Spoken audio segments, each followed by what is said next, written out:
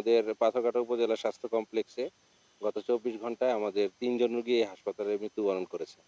তার ভিতরে এদের মধ্যে আমাদের সিদ্দিক মোল্লা নামে যে পেশেন্ট, তিনি আসলে NS1 পজিটিভ ডেঙ্গি আক্রান্ত ছিলেন এবং আমাদের এই ডেঙ্গি আক্রান্ত রোগীটা আমরা রেফার করেছি। তারপরে আমাদের এই হাসপাতালে উনি যেতে পারেন নাই, মারা গেছেন।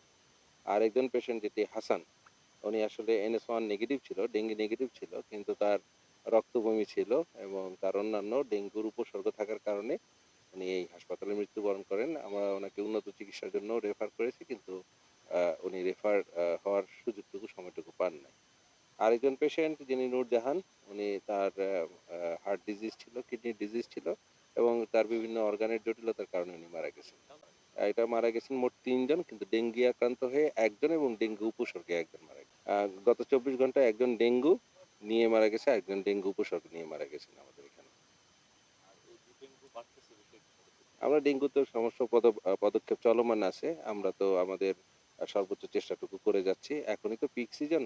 আসলে এই সময়টাতে ডেঙ্গু বাড়ছে। সারা দেশের সাথে, সাথে আমাদের আগে থেকেই বরগুনা রেড স্পট, এখন তো আরো বাড়ছে। আমরা আমাদের সর্বোচ্চটুকু দিয়ে চেষ্টা করছি।